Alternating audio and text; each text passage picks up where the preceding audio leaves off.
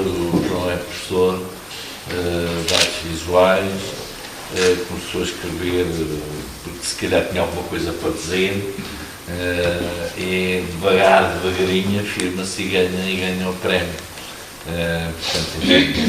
Portanto, seguramente tem talento e a gente vê na escrita, na forma como escreve, e por isso estamos também então desejosos de o ouvir e que nos fale um pouco de si. Muito obrigado, João. Muito obrigado. Muito obrigado, Sr. Presidente, pelas suas palavras. Muito obrigado a todos pela vossa presença. Muito obrigado pelo convite. Eu lembro que este convite foi feito há muito tempo, muito antes de se saber que eu iria vencer o Prémio Lei. Eu estou aqui, antes de mais, para falar da Pergunta a Sara Grosso, que na altura era o único livro que estava publicado. Portanto, há que reconhecer que esse convite foi feito há muito tempo. Infelizmente, a sessão teve de ser adiada, estava agendada, salvo para dezembro, infelizmente teve de ser adiada, mas pronto, acho que não se perde grande coisa, porque estamos aqui finalmente reunidos e é com muito prazer. Há muito tempo que eu ouço também falar destes encontros aqui na Figueira, terra de escritores, e portanto tenho um imenso prazer, um imenso gosto em estar aqui convosco esta noite. Espero não vos desiludir. Eu, quando ponho o livro à frente, me pedem para falar sobre ele, fico assim um bocadinho perdido, porque eu às vezes tenho alguma dificuldade a imaginar o que é que me resta dizer sobre o livro que não esteja já escrito nas suas páginas. Eu costumo dar muitas vezes este exemplo. O Humberto Eco disse, em determinada altura, que o escritor devia morrer depois de escrever o seu romance. Não quer dizer que concordo a 100% com o que ele disse, mas percebe-se, porque ele quer com isso dizer que sendo um romance uma máquina de interpretações, esse é um caminho que está nas mãos do leitor e, portanto, não cabe seguramente ao autor interferir, entrar nesse território. Portanto, é sempre um pouco difícil para nós falarmos dos livros que escrevemos. Eu começaria, se calhar, através de uma outra abordagem, e contar-vos uma pequena história até para contextualizar um bocadinho na linha daquilo que o Sr. Presidente disse agora sobre a questão da Polónia, porque este livro fala da Polónia. Em 17 de novembro do ano passado, ou seja, 3 ou 4 dias antes do livro entrar nas livrarias, eu recebi uma chamada do diretor de comunicação da Leia Dom Quixote, o Rui Breda, que me dizia, me perguntava se eu já sabia o que é que se estava a passar. Não me disse mais nada, aconselhou-me a ir e consultar o meu e-mail com urgência. E eu fiz isso imediatamente, e vejo uma série de hiperligações que ele me mandava, que ligavam a vários sites de jornais polacos. Eu não sei falar polaco, não conheço meia dúzia de palavras, portanto, vi os títulos em polaco, e que eram textos relativamente longos, artigos de página inteira, mas havia uma coisa que eu reconhecia, que era a minha fotografia em todos eles. Fiz a tradução automática daquele conteúdo, e o que eu via lá, para meu enorme espanto, até estamos a falar de um livro que ainda não tinha, como vos disse, saído para as livrarias, foi um conjunto de acusações, segundo as quais eu estaria a denegrir a imagem do povo polaco, da nação polaca, acusando os polacos de antissemitismo, de atitudes xenófobas, implicando-os, de certa forma, na perseguição aos judeus que aconteceu durante o período da Segunda Guerra Mundial, e falando também dos ventos perigosos que sopram hoje em dia na Polónia. Portanto, um conjunto de acusações. Já não vou falar dos comentários, aqueles comentários que normalmente seguem abaixo dos artigos, porque isso traz-me memórias muito pouco agradáveis, como calculam, e ao ponto de determinadas partes do artigo, falava-se numa reação do embaixador da Polónia em Lisboa, que estava a aguardar instruções do Ministério dos Negócios Estrangeiros para poder reagir de acordo com as suas orientações, na defesa do bom nome do país. Bom, enfim, um conjunto de coisas que, sinceramente, eu não estava à espera, sobretudo porque admitia que pudesse haver alguma reação quando o livro fosse publicado.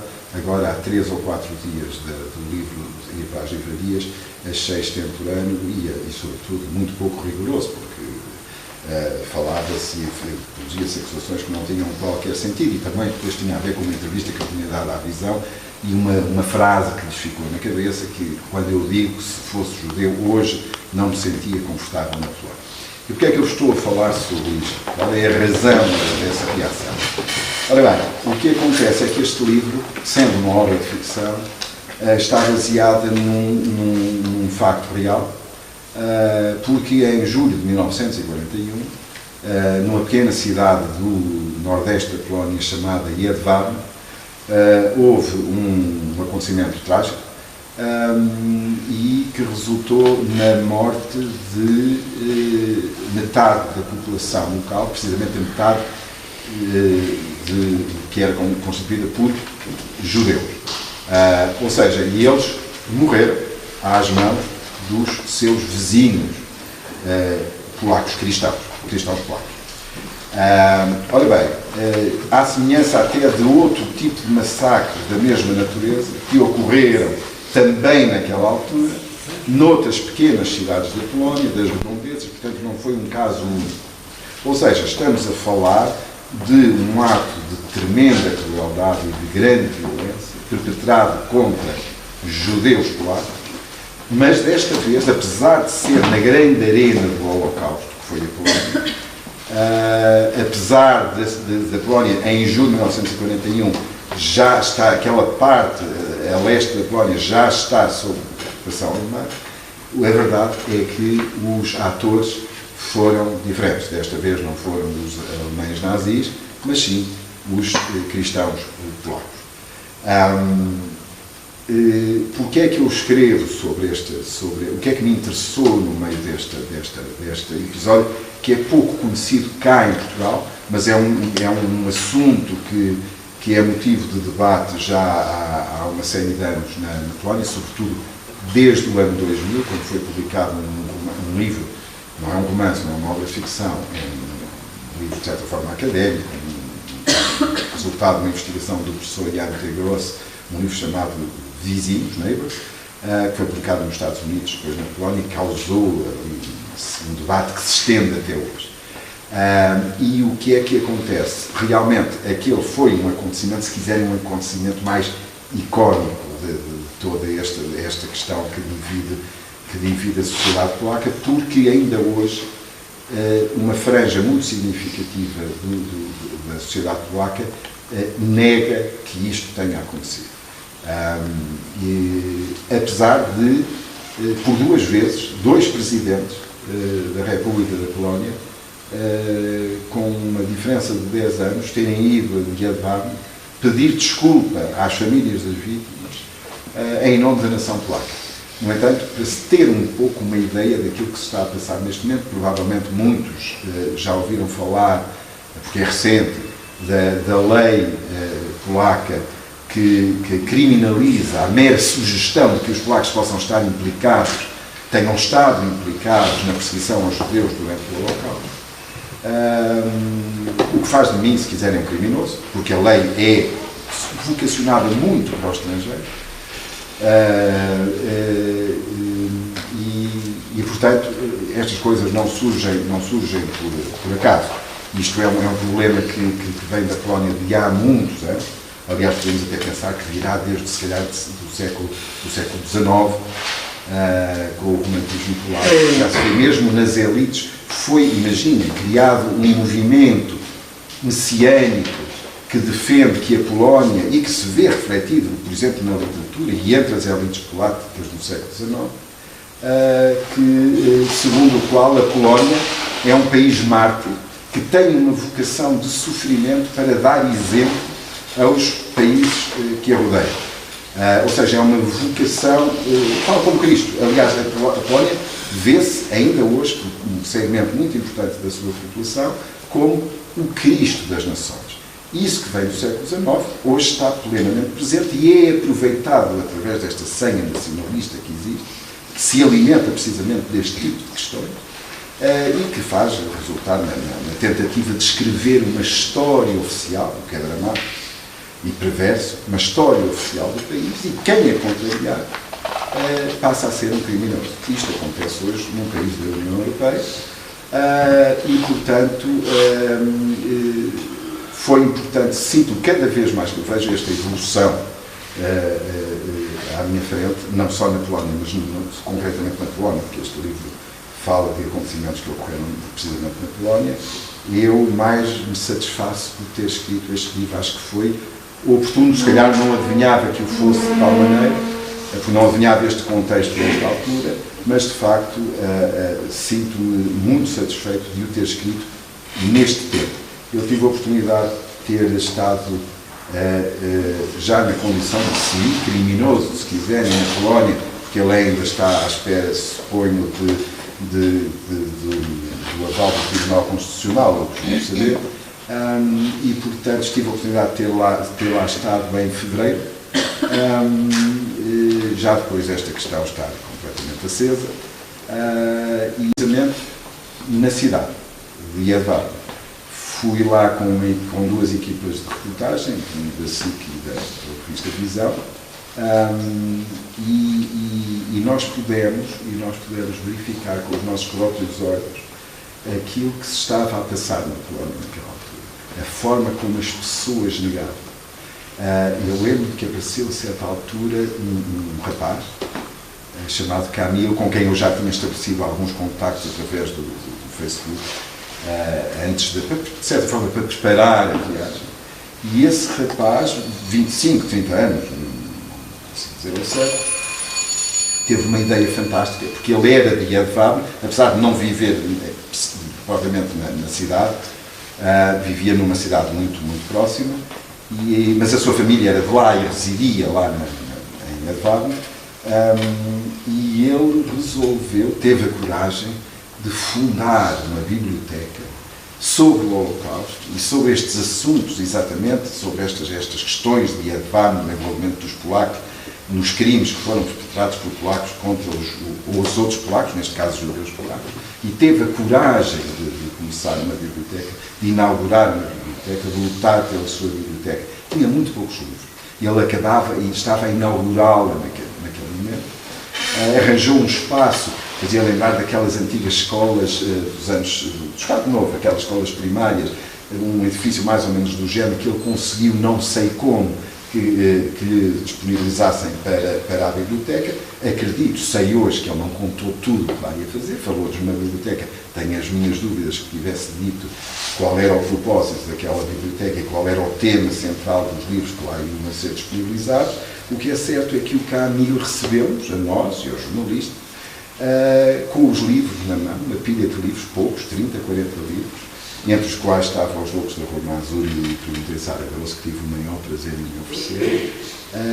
E o Camilo entrou na biblioteca, começou a falar com os jornalistas, que naturalmente acharam aquilo de certa forma simbólico, de uma certa resistência que ainda existe hoje, uma luta pela verdade que existe, sobretudo por parte das gerações mais novas na Polónia, e fazer isto em Jedwabne é muito complicado, como se veio a provar, porque passados poucos minutos estava a entrevista a decorrer, apareceu um senhor no meio da sala, e começou a falar com ele, não faço ideia do que aquilo começou a acender-se, passado um bocado chegaram outras pessoas, outros donos, rodearam o rapaz, proibiram, ali devia ser alguém responsável por aquele lugar, de certa forma tinha alguma influência, proibiram, o sonho da biblioteca acabou naquele momento. Ele saiu, foi expulso, saímos de lá, e aquilo acabou, foi insultado por pessoas da cidade.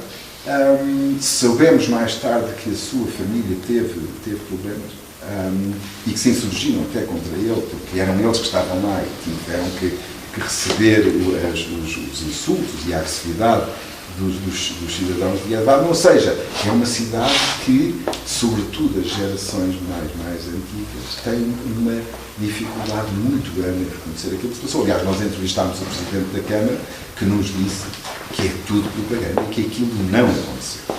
Portanto, para vermos um bocadinho o que é que se está a passar e a facilidade com que as pessoas têm em omitir uma parte da história que já foi muito investigada pelos próprios populares. Portanto, há prova de que aquilo aconteceu, há muitos testemunhos de que aquilo aconteceu, e, no entanto, nega-se. E é essa negação da verdade que nos choca, que nos deve chocar a todos, porque há muitos Camil ainda na Polónia neste momento que estão com dificuldades e com medo de falar. Isto, repito, está a acontecer, não está a acontecer em Marte, está a acontecer num país da União Europeia, que é nosso parceiro. Voltando a falar um bocadinho do livro, aliás, falando do livro, praticamente não falei nada sobre o livro até agora. O livro realmente fala-nos disto. Começa por nos falar de 3 pessoas que se reúnem no fim das suas vidas, pessoas mais velhas, que se reúnem no fim das suas vidas numa pequena livraria de Paris para escrever um livro. E esse livro, de certa forma, vai fazer com que essas pessoas recuem até o seu passado, porque esse livro fala do seu passado, mas, em vez de ser apenas um exercício de recapitulação, de memória, o livro acaba por se transformar numa arma de arremesso com a qual eles acabam por se agredir, por se magoar uns aos outros, e nos fazem, através do desenvolvimento da história, do desenvolvimento desse livro que está dentro deste livro, nos faz conhecer a história, os mistérios, os segredos daquelas três personagens. A determinada altura, sim, porque faz parte das suas memórias, do seu passado, o tal episódio baseado naquilo que aconteceu em julho de 1941 e de que falei aqui. Eu escrevo dizia há bocado ao Sr. Presidente, uma coisa que digo muitas vezes, porque é verdade e que de certa forma causa estranheza a algumas pessoas. Antes de começar a escrever o meu primeiro romance, há 7, 8 anos, a última linha de ficção que eu tinha escrito foi muito provavelmente na escola primária, naquelas redações que nós fazíamos. Portanto, daí até à minha primeira linha de ficção, com 42, 43 anos, o meu percurso literário é completamente deserto. Nem poemas, nem contos, nem nada. Eu escrevia os sumários nas aulas, era o que escrevia profissionalmente, as atas das reuniões, e, portanto, aliás, porque eu sempre pensei, se um dia escrevesse um livro, seria sobre o Holocausto. Porquê? Porque eu desde 1992 que ando a fazer investigação sobre o Holocausto. Portanto, é o meu tema. É aquilo que me acompanha há muitos e muitos anos. E, portanto, eu sabia que se um dia escrevesse um livro, seria sobre esse tema. Mas para eu fazer, eu teria de falar de algo que fosse novo. Porque há milhares de publicações que saem anualmente sobre Auschwitz e sobre o Holocausto. E eu, se o escrevesse, seria sobre o Holocausto, mas seria sobre alguma coisa que ainda não tivesse sido abordada. Daí o meu primeiro romance, Pergunta em Saragossa, que nos conta a história de Oświęcim, que é uma pequena cidade, desta vez do sul da Polónia, a 60 km de Cracóvia aproximadamente, que em 1939 foi privatizada pelos alemães como Auschwitz, e portanto o Pergunta em Saragossa no fundo mostra como é que se transforma uma cidade feliz, uma cidade com dinâmicas extraordinárias, provavelmente naquele que é o mais eloquente dos símbolos materiais do Holocausto Nazi, que é Auschwitz. Portanto, era uma parte menos conhecida, há imensa coisa sobre Auschwitz Camp, não havia nada, com exceção de uma mão cheia de livros académicos, não havia nada sobre Auschwitz cidade. Portanto, eu achei, aliás, quando visitei a cidade, quando falei com as pessoas da cidade em 2010, percebi que havia uma história para contar e, portanto, peguei e provavelmente terá sido isso que me levou a querer contar uma história que me levou à escrita. Portanto, claramente foi Auschwitz, foi o Holocausto que me levou à escrita e não o que acontece muitas vezes com muitos autores que chegam ao Holocausto, mas já são escritores. O processo foi ao contrário. No meio da investigação que nós fazemos para um determinado tema, e eu tive que fazer muita investigação para falar dos Fiantes e para escrever a pergunta em Saragossa, eu tropecei nesta história medieval. E fiquei logo com vontade de pegar nesta história. Até porque percebi que não era uma história que também era muito conhecida e, sobretudo, outra coisa, porque me interessou bastante falar sobre a universalidade do mal, não a banalidade do mal, mas a universalidade do mal. Ou seja, o mal, a perversidade que nós vemos no primeiro livro, no Holocausto, é por parte dos alemães, mas ela não é exclusiva dos alemães. E eu provo isso através deste livro, mostrando que no mesmo lugar, à mesma hora, entre aspas, outras coisas igualmente terríveis foram cometidas por outras pessoas que não eram alemães e que tinham motivações diferentes dos alemães, mas o resultado concreto acabou por ser o mesmo. Eu não vou dizer muito mais sobre o livro, já disse se calhar muito. Agora é o vosso percurso, é a vossa história pessoal que vão construir cada um ao lerem o livro, que eu acho que nós construímos sempre muito quando lemos, porque o livro é sempre uma proposta. Eu não vos digo tudo. Há as vossas próprias construções, as vossas próprias interpretações. Acho que agora é o vosso tempo. Não sei, poderíamos agora, se calhar, abrir esta conversa a uma participação da vossa parte, alguma questão. Não sei se alguém já leu o livro, presumo que sim. Se tiverem alguma questão. Se desvendar o livro também a leitura perde graça. Claro. Estar a falar do livro, de facto, é muito bem composto e tem contido assim, numa evolução sempre imprevista. Falar do livro é desvendá-lo, não é? E desvendá-lo é tirar-lhe a graça. Mas perguntar porque é que como é que justifica este comportamento do povo polaco? No fundo, esta xenofobia que já estava latente nos anos 40, não é? E que agora está a ressuscitar. Dizendo que o povo polaco aparentemente até tinha muitas afinidades connosco, por causa do catolicismo como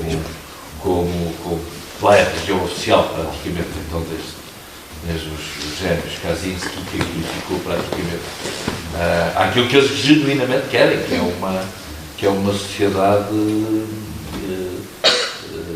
portanto, professa. Como é que se explica se Deus, porque de facto eles também têm uma nuance de povo mártir, porque foram. Sim. Ou outros da história foram o povo mártir. Não é? Claro que sim, aqui o problema é não reconhecer. Houve muitos heróis polacos, houve muita gente, não é importante não esquecer. Eu há muito tempo que digo isso, que a Polónia foi o único país que foi ocupado pela Alemanha nazi, onde ajudar um judeu era punível com a morte. Foi o único país ocupado pelos alemães onde isso acontecia. Havia outros que castigavam, mas a morte era uma sentença garantida a quem ajudava um judeu, se fosse descoberto. Portanto, é muito fácil também estarmos aqui agora, muitos anos depois, a dizer que é que não houve mais heróis polacos. Arriscaram a sua vida para ajudar um judeu. Portanto, há que ter as coisas em perspectiva. Agora, outra coisa completamente diferente, e nós sabemos hoje que isso aconteceu, é que houve muitos polacos que colaboraram de uma forma ativa com os alemães, que denunciaram os judeus a troco de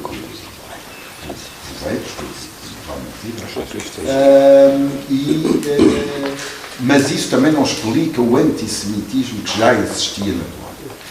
Há sempre um problema quando se fala de antissemitismo na Polónia, porque eles dizem uma coisa e, de certa forma, têm razão, é porque os judeus estão expulsos um bocadinho de todo lado.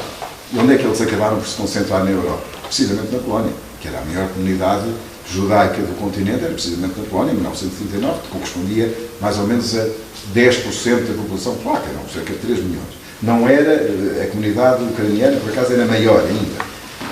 Portanto, havia uma série de minorias. Aquilo é uma manta de retalhos, a Polónia naquela altura. A comunidade judaica tinha uma imensa importância, porque correspondia, como vos disse, aproximadamente a 10% da população. Mas já havia, de certa forma,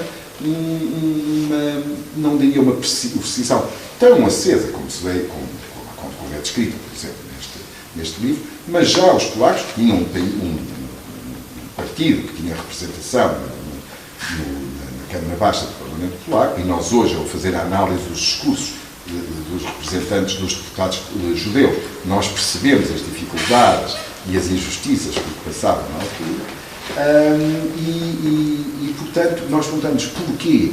Bom, há sempre uma certa dificuldade, às vezes, em lidar com as minorias. Estamos a falar de um país que viveu a depressão dos anos 30 como nenhum outro. Em nenhum outro país da Europa se prolongou durante tanto tempo os efeitos nefastos da depressão económica dos anos 30 como na Polónia. Portanto, era um país que estava a viver enormes dificuldades. E quando há enormes dificuldades, normalmente nós vemos que se torna um pasto mais apetecível para aquilo acenderem fogos por todo lado. E, portanto, os judeus, a questão dos judeus, por serem uma comunidade até que se fechava, de certa forma, sobretudo os mais ortodoxos, eram comunidades que se fechavam, que falavam outra língua, é preciso não esquecer isso, falavam outra língua popular.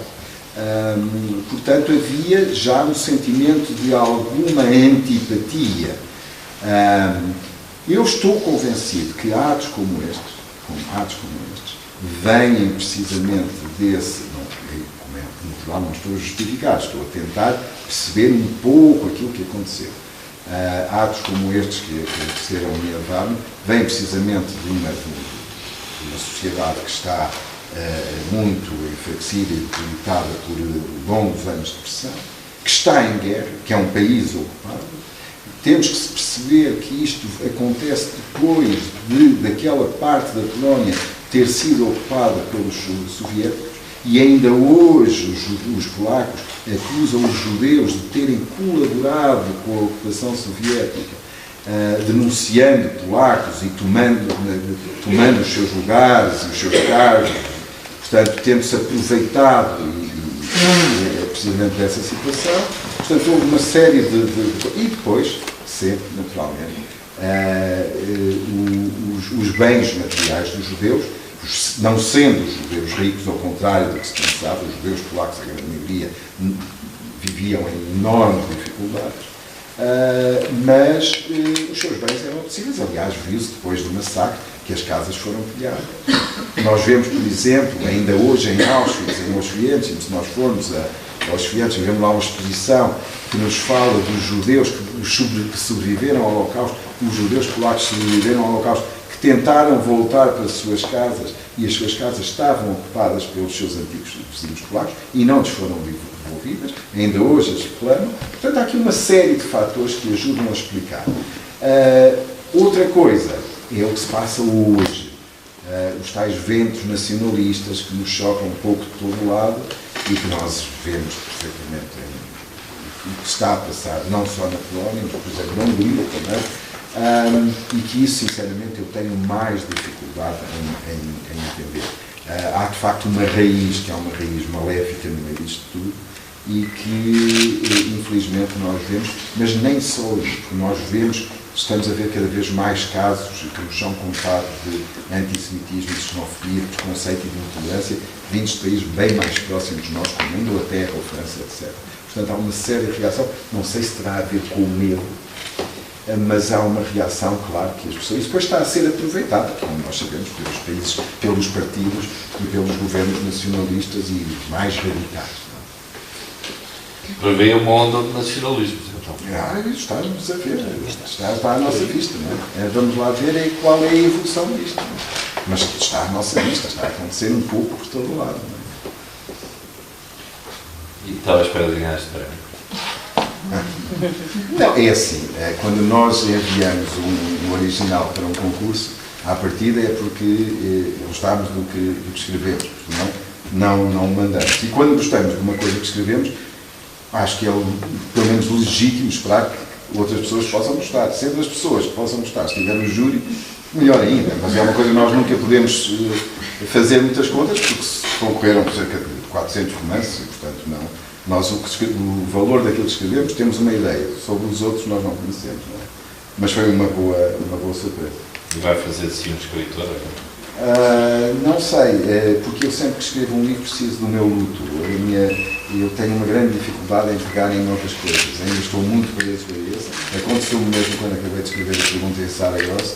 Portanto, mas espero não demorar tanto tempo a começar a escrever, porque já começa, o bichinho já começa a mexer. Afinal, havia um escritor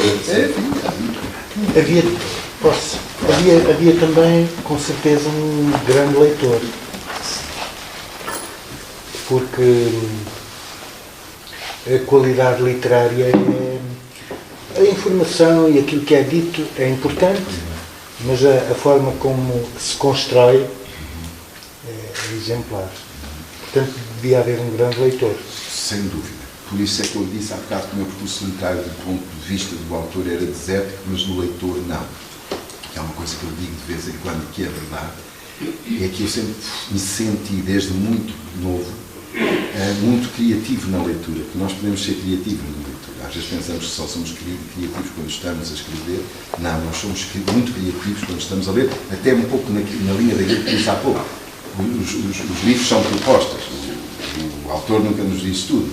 Há sempre um espaço para a nossa imaginação. Eu, desde muito novo, que me lembro de procurar alternativas àquilo que escrevia, que lia, peço desculpa.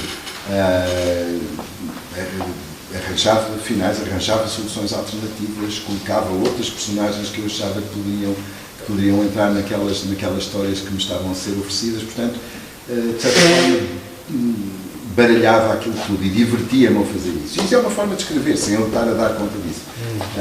Portanto, no fundo, acabo por não me surpreender por um dia mais tarde eu ter feito a transição, que foi uma transição, apesar de ter demorado muito tempo eu chegar a isso, mas depois foi uma coisa muito rápida. A partir daí, não mais parei de escrever. Não é? De certa forma, tive-me a preparar e a fazer esses pequenos ensaios enquanto lia. Mas tem toda a razão no que diz, é absolutamente crucial a figura do leitor a conviver com a do escritor. Posso só... Os naipes parecidos, não sei se os naipes parecidos sobre a cegueira. Um livro que eu nunca li e um livro que eu nunca vou ler. Esse? O ensaio sobre a cegueira. Acho que eu lembro agora depois. Eu sei que isso pode fazer algo.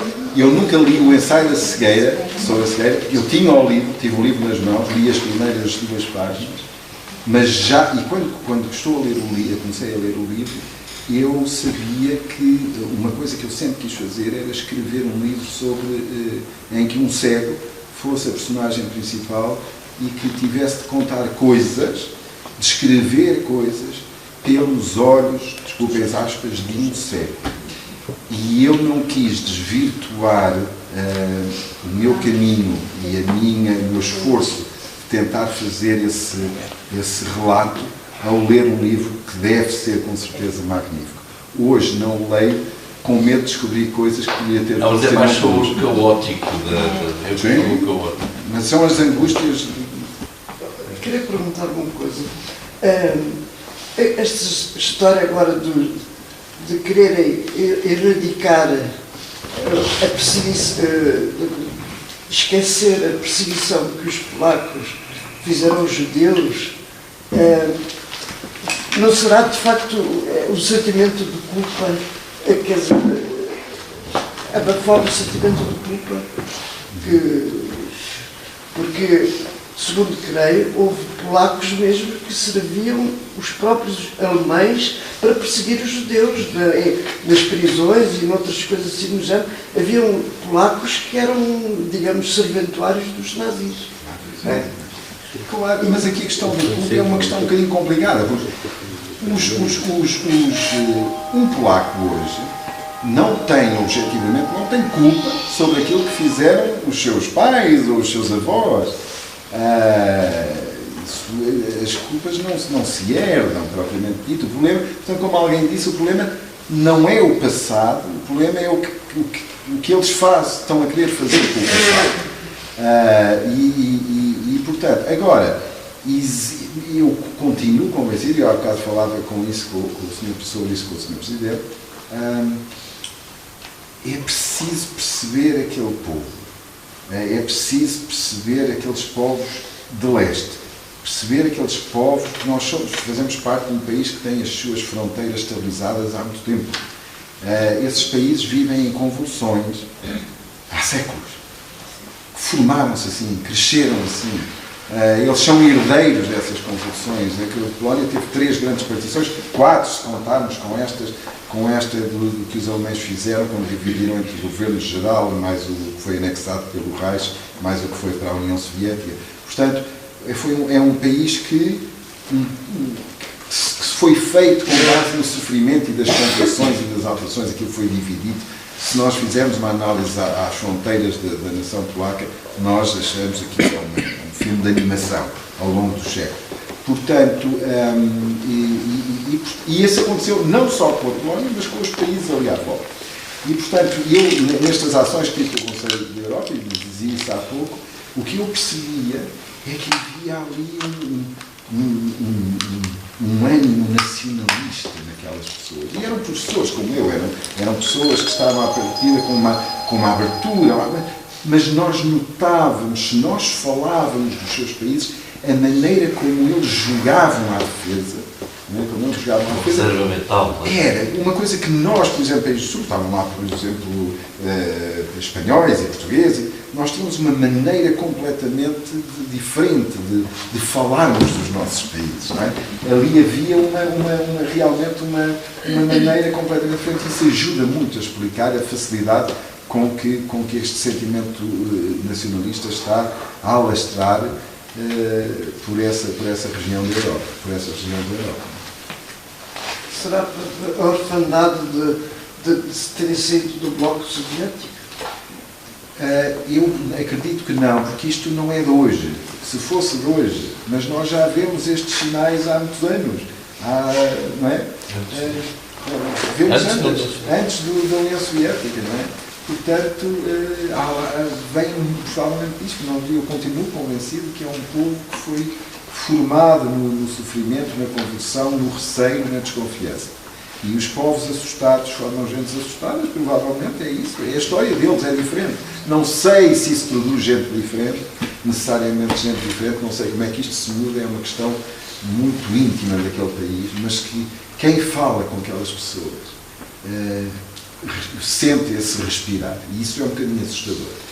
A questão da insegurança vai criar nacionalismos ultranacionalistas, como é o caso da Hungria, da Polónia e desses países que sentem que a sobrevivência será através do regime forte. Penso eu. Eu por acaso estive na Polónia, estive na gueto de Varsóvia, naquela coisa, me deu muita impressão que foi tudo arrasado e coisas assim do género, e fiquei com a sensação que, de facto, os judeus eram uns desgraçados todos, mas, quer dizer, os judeus ao mesmo tempo, quer dizer, em todos os países por onde eles passam, há uma perseguição sempre contra os judeus. Porquê? Será porque eles têm maior capacidade, são mais organizados, têm maior poder económico, criam maior riqueza e outras coisas assim, e há necessidade de os combater? Quer dizer, a perseguição aos judeus estende-se por quase toda a Europa. E não é de hoje, não é? E não só. E não é de hoje. E não é de hoje. Tem século. E já vem desde a Península Ibérica do tempo é isso. Dos judeus católicos. Mas há aqui uma outra adversidade que também se calhar é importante, que é o tempo. O clima na Polónia tem 30 graus negativos. E portanto eles fecham-se muito. Não traz isso alguma influência na natureza do povo? Eu não sei, tenho alguma dificuldade em perceber realmente. Mas é um traço comum a todos os lados. Sim. Os sérvios, aos croatas, etc. Mas ao mesmo tempo a Polónia deu um Papa mais ou menos progressista de João Paulo II. É verdade. Posso pegar nos seus romances, agora fazer o intervalo nos judeus, voltamos eu por acaso li 2 vezes a Sara Gross, e sou um fã da Sara Gross, e deu uma sensação, das duas uma, ou que os Loucos da Rua Mazur tinham sido escritos antes, mas ainda não estavam prontos para receber a Sara Gross, ou a Sara Gross, que aconteceu aquilo que me deu a entender agora, tinha ido buscar qualquer coisa para continuar. O que é facto é que é notório, só pode ser a mesma pessoa a escrever aqueles 2 livros. Não pode haver outro. Esta é a primeira questão. A segunda questão é que a parte mais rica do seu currículo é extracurricular. Porque lemos tudo sobre aquilo que fez, menos aquilo que fez para escrever aquilo que o tornou conhecido.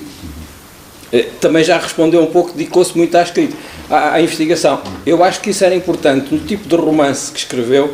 Se fosse um romance sem referências históricas, revelando grandes conhecimentos da cultura judaica, da língua do hebreu, do Yiddish, das tradições, da história da Polónia, relevante. Tratando-se de um romance com incidência histórica, seria importante introduzir na badana que um gajo apanha ali. Eu lembro-me, eu vou fazer a comparação, desculpe, tenho dado muito tempo com ela na cabeça. Em tempos li a história de um presidente do Sporting que tinha chegado a Lisboa muito pobrezinho, depois arranjou emprego numa mercearia, depois foi para a ascensorista de um hotel e depois comprou o hotel. O intervalo ficou por preencher. O que é que ele tinha feito no intervalo? E no intervalo é que ele tinha ganho dinheiro para o hotel. Quer dizer, e aqui fica-se com a sensação no meio deste livro, no meio da sua, penso que perde, porque enriquece muito. Há uma coisa que um amigo nosso, do Círculo de Leitura, tinha posto em relação à interpretação, porque nós começamos sempre a fazer aquilo que os livros nos obrigam a fazer, que é iniciar a viagem. O final, os Loucos da Rua Mazur não estão lá dentro, estavam cá fora. Ora bem, e eu penso que não é uma questão de loucura, e está-me a ajudar um bocado naquilo que tenho estado a ouvir. Tem que haver um racional por trás disto tudo. Um racional que liga não só temperaturas na Polónia com fronteiras, mas tem que ver com o facto, será que nós hoje já lidamos bem com a nossa guerra colonial? Será? Será que nós temos capacidade para lidar com a guerra colonial, com a vontade com que os polacos estão a lidar com, ou quando começamos a falar com determinadas pessoas, chega aqui para, portanto, estabelecemos fronteiras aos nossos diálogos? A outra questão que eu ponho, portanto, qual é o racional que está por trás disto tudo? Pelo visto é uma coisa que também eu tenho preocupado. A outra questão, e eu penso muitas vezes, é que a Gestapo, por muito que tenha a Gestapo, os descendentes, a CIA e tudo mais, não foram mais do que aprendizes nas escolas dos jesuítas e dos dominicanos da Inquisição, porque já lá estava tudo. Será que nós já resolvemos isso? Se calhar no século XIX não tínhamos resolvido. No século XIX, no Porto, ainda andavam resquícios de Inquisição. O século XIX foi ontem.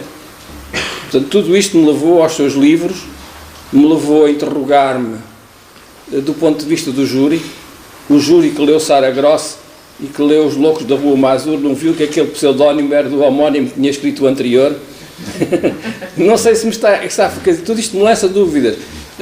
Por outro lado, o livro aparece, e isto pode parecer mais do que, pode ser metaliterário se quiser, que é, politicamente, surge no momento exato, na altura exata. É mais do que um romance, é um texto de intervenção extraordinariamente bem escrito. E, portanto, como às vezes se diz, determinado Prémio Nobel da Paz, determinado Prémio Nobel da Literatura não foi atribuído, bem porque o gajo seja um grande defensor disto, mas porque calha agora bem ser para aquele gajo. Não sei se me estou a fazer entender. Lança, por exemplo, quando Sara Gross concorre ao lado da Ana Margarida de Carvalho, nenhum dos dois ganha. E, no entanto, um dos dois merecia ganhar. Para mim, o outro, não era o seu. Mas se ganhasse também não estava triste. Parece-me um bocado de penitência. E isto joga contra o seu livro, do meu ponto de vista, perante um certo público. Sendo um grande livro, perde nestes dois terrenos, no passado. Não digo mais nada. Não, veja que a questão da Polónia e veio a seguir ao prémio. Não, eu refiro aos nacionalismos, à Síria, todo o ambiente mundial, europeu e mundial que há neste momento. Sim, mas a questão, especificamente a questão polaca e a questão de coisa, surge que um mês e tal depois. Foi uma coisa que acho que ninguém podia adivinhar que ia acontecer. Portanto, nesse aspecto, não sei. Aliás, o livro começou a ser escrito muito antes, portanto, não sei. Sobre as motivações do júri, isso não. Sinceramente, é uma coisa que me passa. Pronto, não tive acesso, além das declarações que foram tornadas públicas, portanto, não. Agora, acho que os livros valem por aquilo que são, valem pelas suas construções. O livro tem um valor para mim que está muito acima do prémio. E eu olho para ele como tal. Portanto, aqui o prémio, por muito importante que seja em termos de reconhecimento e por muito que possa ser importante para a minha carreira de escritor, para mim o livro é que vale. E é a sua construção, o resto para mim, como diz o que estava a falar, são peanuts. E porquê Paris sempre? Viagem. Porque os Estados Unidos no Saragossa? Os Estados Unidos no Saragossa apareceram porque eu preciso ir até aos Estados Unidos. Mas aqui parece que gosta de Paris. Gosto de Paris, quis ir até Paris, gosto dos Estados Unidos e quis ir até Shelton. E uma excelente maneira de nós podermos viajar à borda é escrever. Porque, não, mas mesmo. Porque é mais fácil comprar o bilhete de avião. Mas e é uma maneira fantástica de nós viajarmos, é escrever. Quando nós escrevemos, estamos, ou lemos, sem dúvida, mas escrever ainda me consegue transportar com uma outra intenção para servir a própria narrativa. Paris foi a mesma coisa. Mas certo, de facto, tratou bem. Já viveu muito tempo em Paris? Não, nunca vivi em Paris. Passei por lá algumas vezes, mas não. Teve assim umas passagens por lá. Sim, mas nós temos aí... Cheirou bem. Cheiramos, fotografamos com os olhares, captamos, memorizamos, aquilo nos impressiona. Há aqui os nacos sobre Paris, basta dizer que mostram para pelo menos que percebeu bem. E a floresta? A floresta é um sítio que me impressionou muito. É impossível nós sabermos o que aconteceu nas florestas polacas, que não passemos pelo meio delas, mesmo que seja numa estrada, com carros por todo o lado, mas nós estamos a ver as árvores e vemos lá para o fundo qualquer coisa. E nós sabemos o que é que aconteceu nas florestas polacas. E quem sabe aquilo que aconteceu nas florestas polacas é impossível não se fixar naquelas árvores. Portanto, é uma paisagem que me marcou imenso. De todas as vezes que eu vou à Polónia e que passo por meio daquelas árvores, eu quase que parece que sinto o choro, que ouço o choro, ouço os passos dos judeus a passarem no meio a pisarem a caruna. É uma imagem que me ocorre sempre que passo por lá. E, portanto, tinha que ter uma floresta no livro. É bom para ouvir Chopin. O Chopin demorava... É sim, senhor.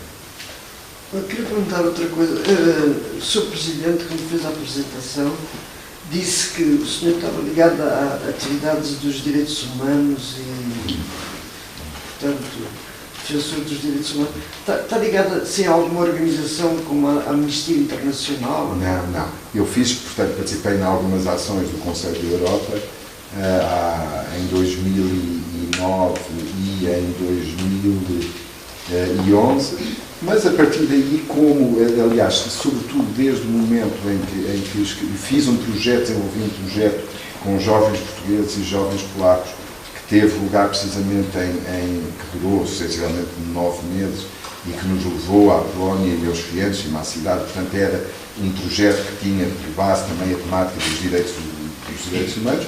E a partir daí o que é que acontece? A partir do momento em que eu publico o Pergunta em Saragossa, eu tenho andado de escola em escola, praticamente todas as semanas, um pouco pelo país todo, e falo de quê? É para falar sobre o livro. Mas acontece um pouco o que aconteceu aqui. Falo um pouco sobre o livro e falo mais sobre o que anda à volta do livro.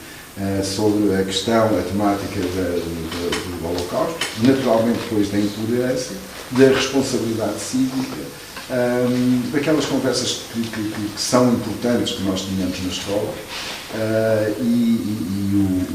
o facto de ter escrito 2 livros com esta temática ajuda depois a pegar nesses temas. Portanto, a minha ligação ao meu interesse pela defesa dos direitos humanos, para já como educador que sou, como professor, e como uma pessoa que contacta com centenas de jovens todas as semanas.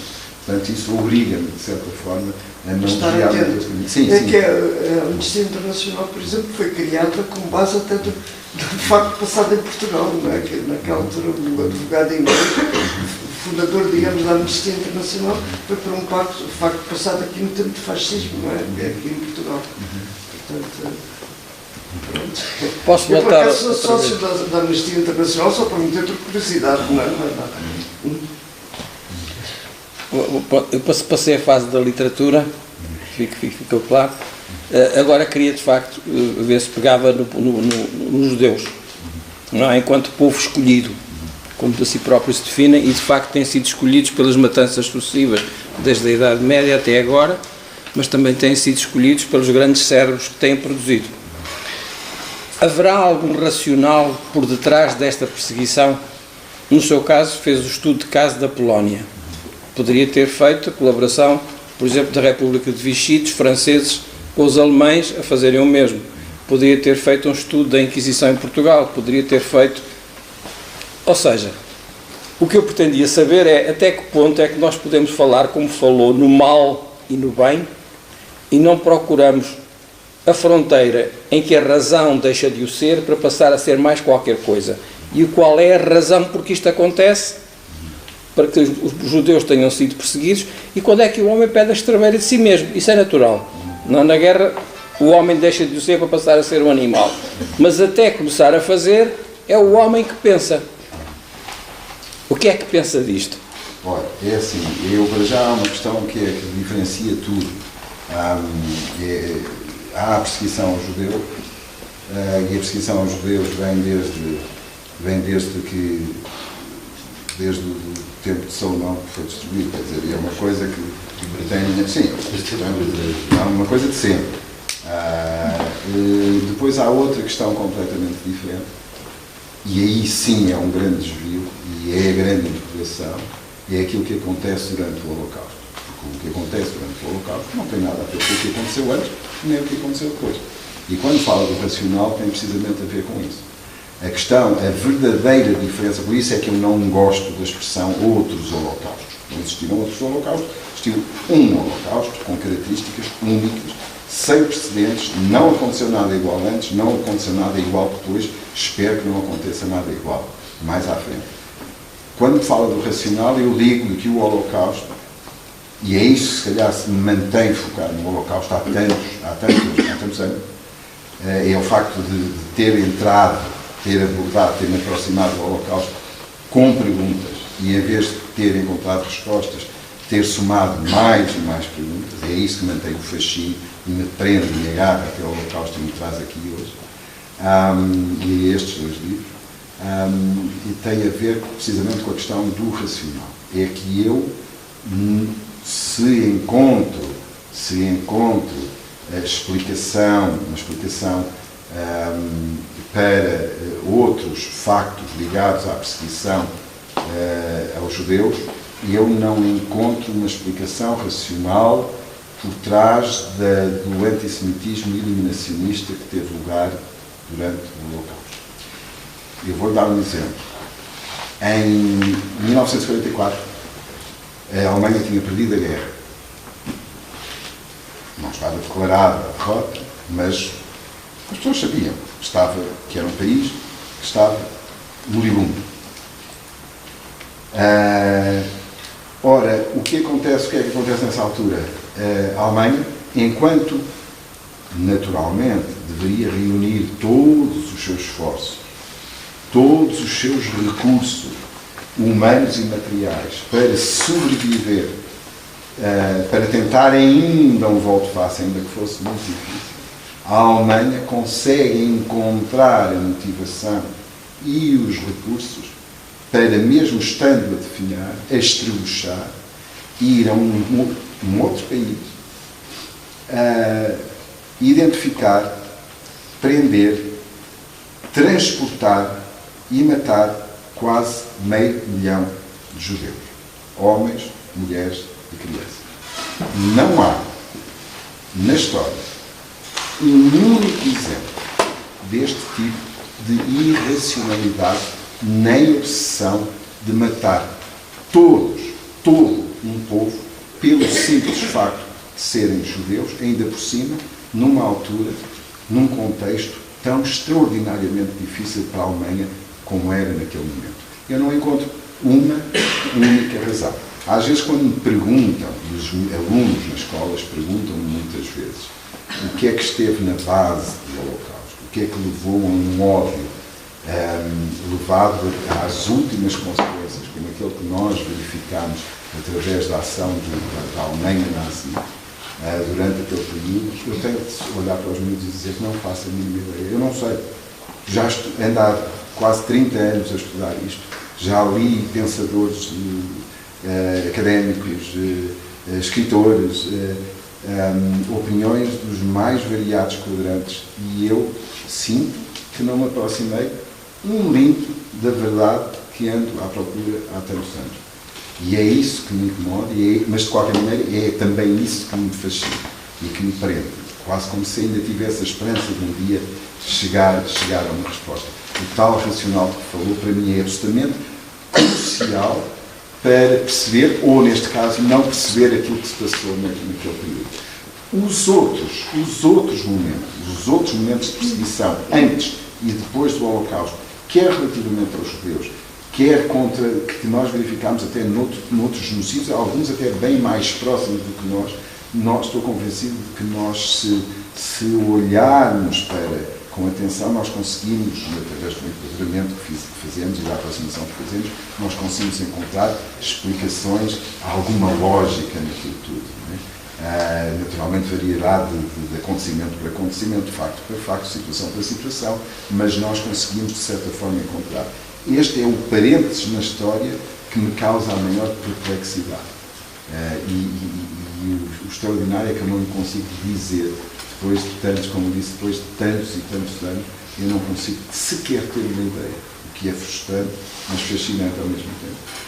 O não ter ideias dá-lhe ideias para um romance a seguir sobre o mesmo tema? Não. Poderia dar, mas acho que quero experimentar outro caminho agora. Também porque desafios literários, isso também tem a ver um bocadinho com as motivações, sair um bocadinho deste tema.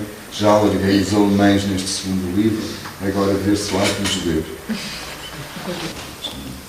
Vou fechar com a última pergunta. Nasceu em Londres, fez várias temporadas de teatro nos Estados Unidos, tirou arquitetura, é professor e dedica-se ao Holocausto. Onde é que acaba, como é que começa, o que é que... Toda esta vivência que tem pelo mundo vai acabar em Trás-os-Montes. É o cansaço, é a necessidade de recolhimento, é o homem vivido. Em que é que contribuiu para si toda esta vivência tão rica? Londres, Nova Iorque, Estados Unidos, teatro e agora literatura, professor em Trás-os-Montes. Precisamente isso que me disse é o tal recolhimento, sim. É a possibilidade de ter do silêncio. O silêncio é muito importante e o silêncio em Trás-os-Montes existe, e é curioso que só quando eu fui para Trás-os-Montes é que valorizei o silêncio. É um silêncio, quando eu digo silêncio, é um silêncio absoluto. Eu lembro-me, eu conto sempre esta história, as pessoas às vezes acham que é esquisito. Eu durante muitos anos vivia ao pé vivia na Avenida de Roma, que era ali no centro de Lisboa, que é relativamente perto do aeroporto, e eu lembro-me de que ia à janela do meu quarto, quando sobretudo ia fumar, e deitava pirisca, beata para o chão quando acabava de fumar, que é uma coisa que não se deve fazer, mas eu fazia para o meio da rua. Quando fui para trás dos montes, fiz isso uma vez, pouco tempo, novembro, lembro, era o mês de novembro, portanto estava de valpassos completamente às mãos. Fui fumar à janela e deitei, acabei de fumar e deitei a beata ao chão. E agora é uma coisa extraordinária que pode parecer a coisa mais desinteressante, mas a mim impressionou-me imenso. É que eu ouvi a beata a cair ao chão. Coisa que nunca me tinha acontecido em muitos anos de Lisboa. Porquê? Por uma razão muito simples. É que ao pé do aeroporto há sempre aquele barulho dos jatos, dos aviões, permanentemente ligados. Ou seja, é um pouco aquela sensação, como aconteceu atrás de muitos, um pouco aquela sensação que todos nós já conhecemos quando desligamos o exaustor. Não é? Que só damos conta disso quando deixamos de ouvir. Foi isso que me aconteceu quando a beata caiu ao chão. Eu aí valorizei o silêncio, como valorizei, por exemplo, uma coisa que me faz imensa falta, que é o clima de Lisboa. O clima de Trás-os-Montes para mim, o grande problema, porque gostava do frio, passei a detestar o frio. O frio que tem em Trás-os-Montes é um frio diferente, não é? Seco. Custa muito. Portanto, isso... lá está, não há sítios perfeitos, mas pelo menos durante estes anos, ainda por cima eu não vivo provavelmente em Mursa, eu vivo entre Mursa e uma aldeia, ou seja, eu tenho alguma dificuldade quando vou escrever as moradas, a perguntarem qual é a morada. Eu vivo numa rua, é uma estrada, no meio de vinhas, no meio de montes, não há casas, não há... Portanto, estou completamente isolado nesta altura. Eu, outro dia, acordei às 4 da manhã com um barulho que eu não fui capaz de reconhecer. Era uma raposa bebê que estava lá ao lado. Tenho marcas de jabalis no jardim. Há raposas. Outro dia atropelei de chuva. Portanto, é um lugar realmente que...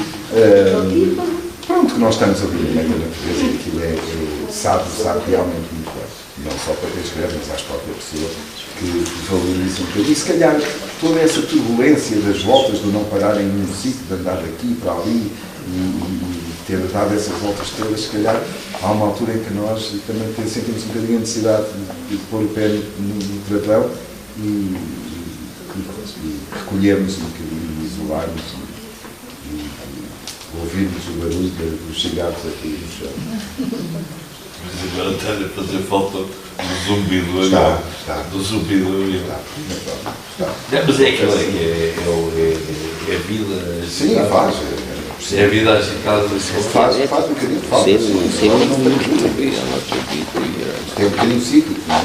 Portanto, já estou há muitos anos naquela paz e, portanto, se calhar agora um bocadinho de agitação talvez me faça falta. Eu não procuro racionalizar muito isso, é uma questão de sentir mais.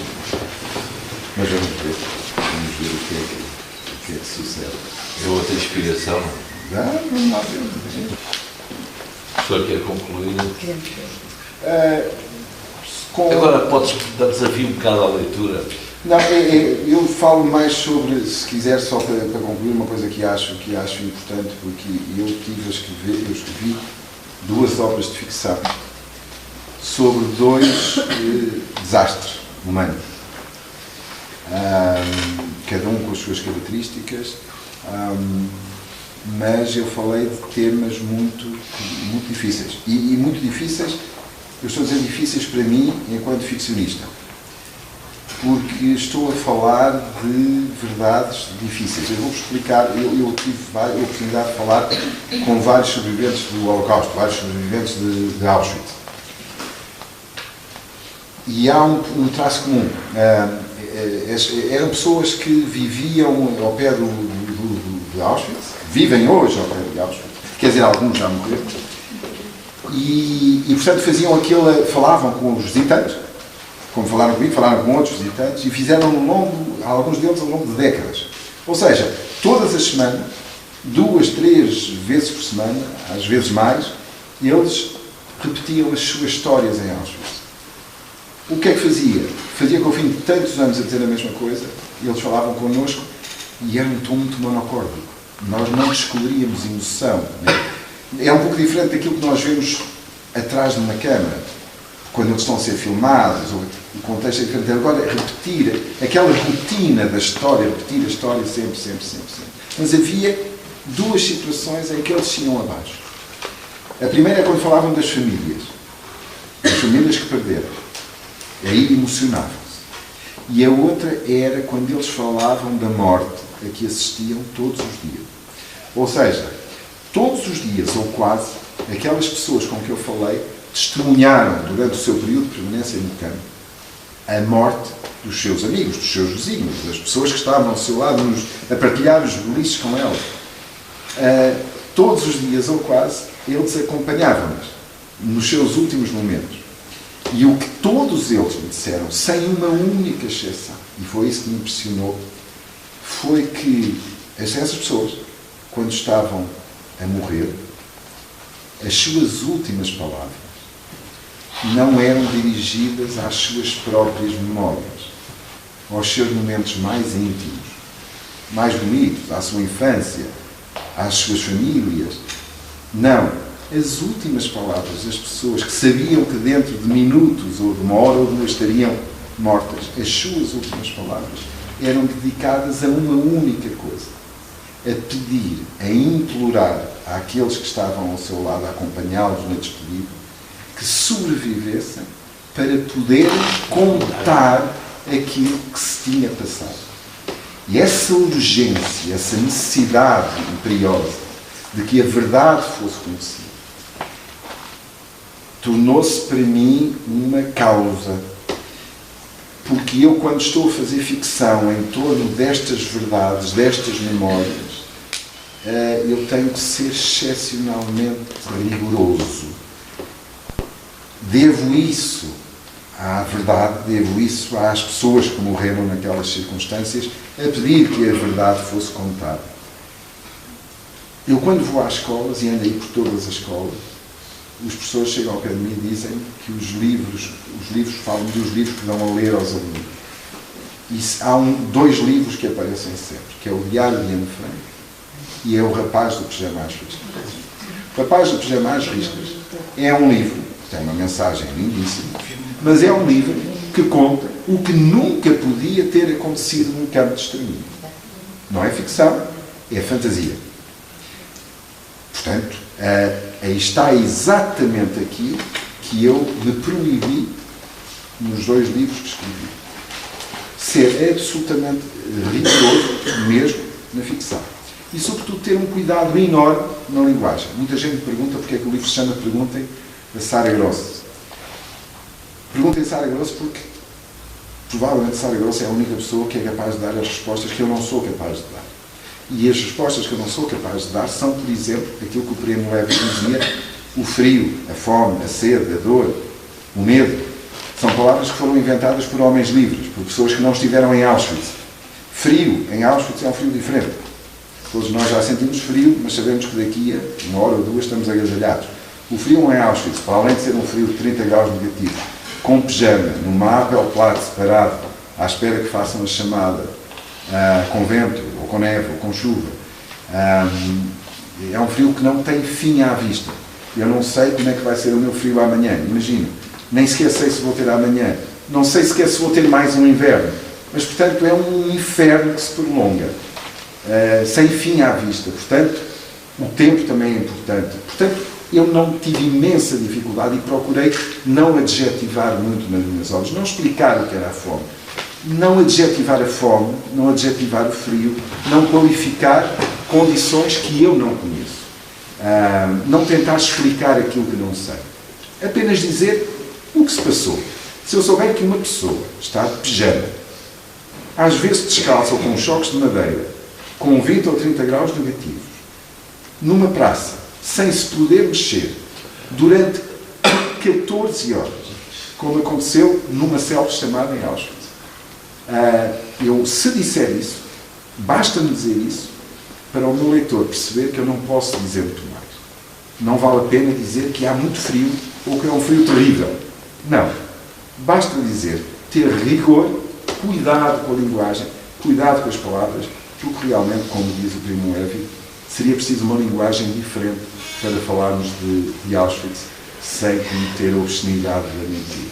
E essa foi a minha preocupação, essas duas, do rigor e do não querer dizer aquilo que sei que realmente não sou capaz. Outros serão, eu não sou. Por isso, se há perguntas a fazer sobre isso, perguntem-se a Deus.